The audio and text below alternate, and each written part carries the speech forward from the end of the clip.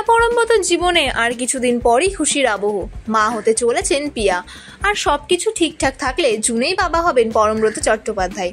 তবে পিয়া পরমব্রত সংসারে রয়েছে তাদের আরও 2 সন্তান, যদিও তারা 4 পায়ে। একটি কুকুর নাম মিনা আর একটি বিড়াল নাম বাঘা।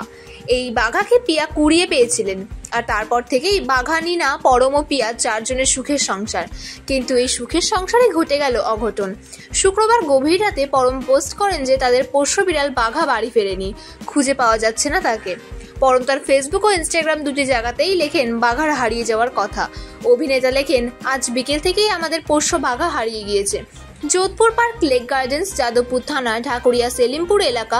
আপনারা যদি ওর মতো বিড়াল দেখতে পান তাহলে 9836611428 নম্বরে জানান দয়া করে। এরপর পরমব্রত নিজের বক্তব্যে আরও জুড়ে দেন, যার বিড়ালের মা বাবা তারা জানাবেন এটা আমাদের জন্য কতটা কষ্টের, তাই আপনাদের অনুগ্রহ ও সাহায্য খুব দরকার। সঙ্গে দেওয়া হলো বাঘার একটি ছবি। তবে শনিবার পিয়ার ইনস্টাগ্রামের স্টোরি থেকে জানা যায় যে বাঘাকে পাওয়া গিয়েছে, আর সেই কারণে পরমব্রত তার সোশ্যাল মিডিয়া পেজ থেকে বাঘা হারিয়ে যাওয়া পোস্টটি মুছে দেন। প্রসঙ্গত, প্রায় পরম ও পিয়া বাঘা ও নিনার সঙ্গে কাটানো মুহূর্তের ছবি শেয়ার করে থাকেন।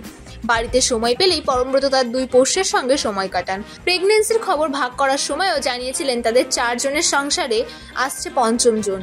নিনা প্রথম থেকে থাকলেও বাঘা 1 বছর হয়েছে পরম পিয়ার জীবনে এসেছে। পিয়া এই বাঘাকে কুড়িয়ে পেয়েছিলেন। এরপরে প্রথমে বাঘাকে দত্তক নেওয়ার কথা সোশ্যাল মিডিয়ায় পোস্ট করলেও পরে নিজের কাছেই রেখে দেন তাকে। বাঘা ও নিনার ছোট ছোট মুহূর্ত ভাগ করে নেন পিয়া সোশ্যাল মিডিয়া পেজে।